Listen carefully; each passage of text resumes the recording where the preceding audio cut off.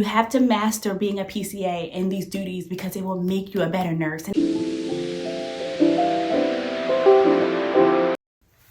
Hey, what's up, you guys? Welcome back to my channel. If you're new here, my name is Leah.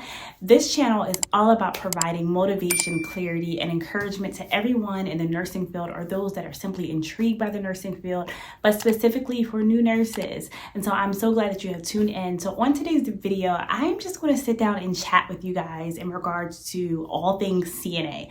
Some people probably use the term CNA, which is Certified Nursing Assistant, or PCA, depending upon where you work. I want to talk to you about being a CNA because I've been putting out a lot of blogs that are showing me being a CNA, and I've had a few comments and questions about whether or not I'm asking to be a CNA, or I'm choosing to be a CNA, or they're just simply making me a CNA. And so I wanted to sit down and chat because I realized that there are a lot of things that I want to talk to you guys, specifically new nurses, in regards to being a CNA, and then also to those who are aspiring to be nurses and thinking, man, well, I'm currently working as a CNA. I probably don't want to ever do it again. Will I have to be a PCA or CNA when I work as a nurse? So let's get into it. What is a PCA or a CNA? Those are both the same terms. It depends upon where you work. So basically, they are assistants to nurses. They are assistants to nurses until they basically assist the nurse in some of the responsibilities. And some of the main responsibilities of a PCA or a CNA is basically, again, to assist the nurse, but it is also to make sure that you are helping the patient with their activities of daily living. It depends upon the shift that you work, and most importantly, when you talk about ADL, we're actually talking in regards to helping a patient eat, helping a patient to go to the bathroom, helping a patient to get dressed and basically take baths, making sure they have their appropriate food. If they can't feed themselves, you're feeding them, you're changing them at their stool if they went to the bathroom and they're unable to go to the bathroom on their own, and then making sure that they have everything that they need. But outside of that, they also be responsible for taking vitals at the required time. And then where I work specifically, PCAs can actually take labs. And so those are the responsibilities of a PCA. The requirement or educational requirement, it differs. You guys, I remember for me, when I basically started out as a PCA, I thought everyone had to have a certificate, and I came to find out talking to some of the PCAs that I work with now, and they're like, no, we just have to have a high school diploma.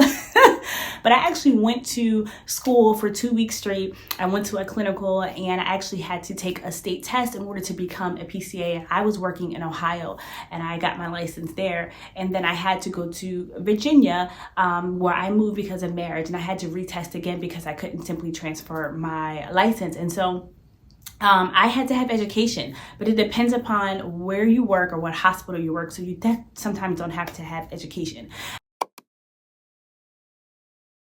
But I want to talk about my personal journey in regards to being a PCA. So you guys, I have not always been a nurse. I have not always wanted to be a nurse, but I want to put you into the headspace of where I was. So I was working as a customer service rep, aspiring to have a career. I didn't know really what I wanted to do. And I talked about this on one of my past videos, and I'll link it so you guys can kind of know more about me and kind of see how I kind of went into this path of nursing. But anyways, I was working as a customer service representative for a pharmaceutical company, and my boyfriend at the time, who is now my husband, got sick with the flu, and I just like, hey, I want to come take care of you. And I was thinking about becoming a counselor. And I remember him getting sick, and I'm just trying to be a good girlfriend. I went over there and I started taking care of him, and he was like, I think you should become a nurse. And I was like, please don't do that, because I already knew where I wanted to go to school and I was getting ready to start.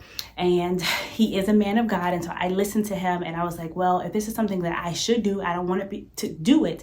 I didn't want to do it because he had simply told me to do it. I wanted to do it because it was something that I felt that I should have done. Like, it was my purpose to do it. And so I basically researched at that time what were the steps in order to become a nurse, and what did you need to do in order to figure out if nursing was for you. And so I found out about the PCA or CNA program. So I enrolled. I ended my job early, my full-time job, and I took 2 weeks prior to my wedding, and I went to school to become a PCA. And I had told myself, and I was telling God, like, if this is something that you really want me to do, and this is something that I'm meant to do, God, allow me to actually fall in love with the duties that I am doing as a nursing assistant, and and then I know for sure that I am good to be a nurse. I just want to let you know that I knew firsthand that becoming a nursing assistant was a lot of work. It is a lot of physical work on your body because you're lifting patients. And look how petite I am, y'all. Lifting patients, you're dealing with a lot of bodily fluids, which means you are cleaning stool. I'm just going to be honest. You're cleaning urine. You're dealing with a lot of things. So if you're the type of person who likes to stay clean and don't like to dibble and dabble in those things, I feel like maybe you shouldn't. But I felt that I was a type of person that I couldn't really be around these bodily fluids. And I'm not gonna lie, y'all, I really believe that in order to really tell if you are someone who can actually not be around bodily fluids and things of that sort, that you should try to actually go into a CNA program. And so that's what I did. And I was so wrong. I was so wrong thinking that I couldn't be around blood, thinking that I couldn't be around urine, that I just could not do that. And I'm so glad that I took the opportunity to do that, because I would have missed out on so many benefits of this career. And so, yeah, I actually fell in love with nursing, becoming a PCA or a CNA during my clinicals. And so that was my introduction into nursing. And so I went to nursing school, and it took me like a year or so to actually get acclimated to school. And again, I was an adult. I was married. I already had a prior bachelor's degree, so I had student loans. I had responsibilities, and I needed money. And it was really hard to try to find a job that could, like, I could work some hours in between classes or work on the weekends or work whatever I wanted. And the only thing I could think of was my PCA degree and working in a hospital. And I did not want to do it. I'm not going to say that I wanted to, mess with bodily fluids, but I knew that it was something that I had to do. I knew that it was something that I had to force myself to do because I wanted to be an exceptional nurse. And so for me personally, not coming from a medical background, not having anyone in my family that was a nurse, I had to go in and do it myself. So I went in and I got a job as a PCA, and it was rough. It was rough, y'all. It was so rough. There are days that I was like, screw this, just let me be a nurse, skip past all this. I don't want to be changing anybody. It was rough. I'm gonna just pause right here and just let y'all know it was rough, because a lot of times I can say that it was rough because of nurses just leaving you on your own when patients are soiled. And I'm saying soiled, which means that basically they have stool or feces on them, and you have to go in and you have to hold them up because you're log rolling them in the bed, because most of the time these people who are soiling themselves or incontinent are unable to basically move. So you need assistance to help. And so you have some nurses that will not help you, that think even though it's their patient, they will say, oh, I'm coming, and never come, or they'll just leave you. They'll see that the person is soil, or they'll smell that they're soil and leave them in there. And so that's your main job as a PCA to do it. So you can't neglect it.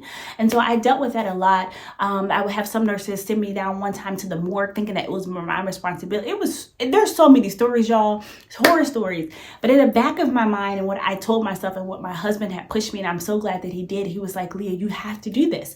You have to master being a PCA in these duties, because it will make you a better nurse. And as I'm saying this, you guys, it's like giving me chills, and I'm so happy that I did it, because I'm seeing the fruit of it actually being a nurse. And I'll talk a little bit more about it later, but it's a beautiful thing when you master and you basically become a PCA. And I'm going to say that for myself, but I also want to admonish you all who are thinking about nursing specifically, and thinking, man, I don't want to work as a PCA because it's rough work. It doesn't have to be your full-time job, but I think that you should try to commit to it to at least like 6 months to a year to get those skills under your belt. And so I did that, and you guys, yeah, it was rough, but I can say this. When I started nursing school, when I got to the clinical part, I was the one that was helping other people. I was one helping my classmates. Why? Because while they were working their jobs at Target, and not saying that you can't work other jobs, but I knew that I wanted to be a nurse, and I wanted to be a darn good nurse, right? And so I was the one, when we got to clinicals, that, when a patient was soiled, because most of the time when you are in clinicals, you are doing, nursing work, but you are doing PCA work primarily. When you start out in nursing school, you're doing PCA work. Your instructor sends you in there to make sure they are clean, taking vitals and things of that sort, until you progress into your nursing program. But I was the one helping my classmates. Oh, patient was sore. Let's go. Let's log roll them. You got to take vitals? Okay. You got to go in there and do such and such. Let's go. I was ready because I had already spent and pushed myself to become a PCA on the side. different. And so let's fast forward to now, even now working 4 years as a nurse, right? And I can say, in the past year, I have worked as a PCA so many times, only because, there's a great shortage in nursing, but not only that, there's a shortage in PCAs.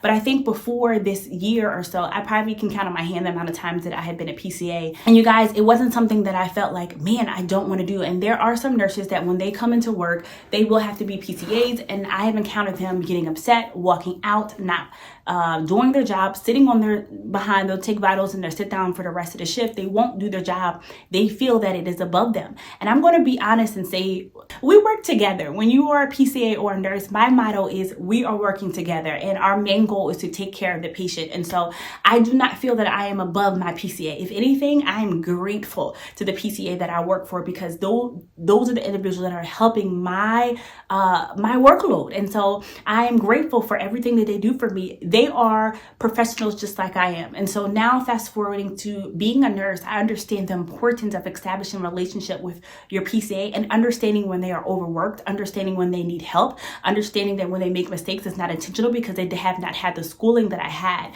But it is important, I believe, that if you want to be an exceptional nurse, that you should go to CNA school, because now as a nurse, I appreciate my PCA. And then not only that, because of the shortage in nursing and things of that sort, I am actually choosing sometimes to be a PCA. I actually tell them, hey, I want to be a PCA because I just want a mental break. But not only that, I think that is important to understand as a nurse what a PCA does so that you can appreciate them. So there are a lot of times when the ratios wherever you work will be to the fact that a nurse will have to be a PCA. So that means you will eventually have to be a PCA. It is not a choice. I mean, sometimes you can switch, and then sometimes people will not want to switch, and you have to do it, and you can't just walk out because it's your job.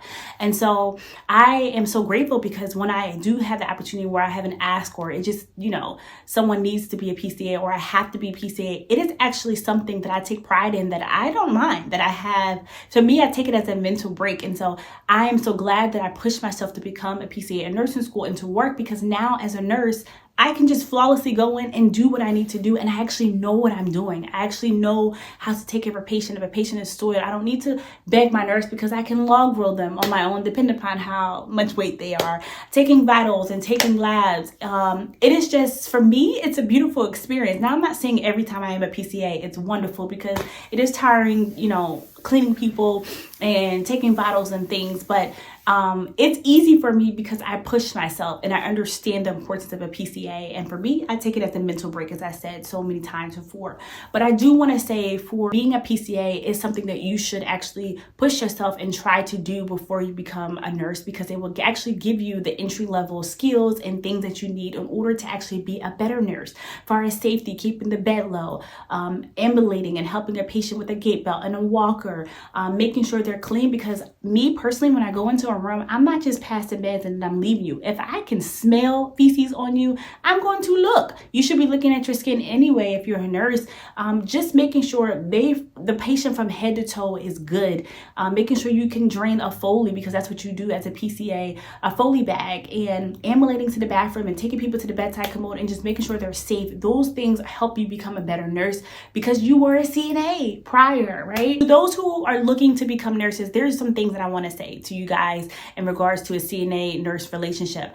If I could give you two pieces of advice, my advice would be to enter into a PCA program or get a job as a PCA and work it for at least a year before you become a nurse, because those are core things that you need in order to be a good nurse. So yes, go to PCA school. I recommend it. I think that you should work as a PCA prior to becoming a nurse, so that you won't be one of those nurses when your patient is soiled that you run in for the CNA, or you can't go into the room by yourself and change them. You should be able to change a patient on your own as a nurse. I believe that. And you should not feel that you are above anyone, or that's above you for changing a patient, because even though the CNA, that's their primary role, it is also your role as well. So to my new nurses, I know you are just getting over the hump of being a nurse, and you're thinking, man, I'm just trying to figure out what are the new nurse challenges, and you're like, how can I handle being a PCA when I'm a new nurse?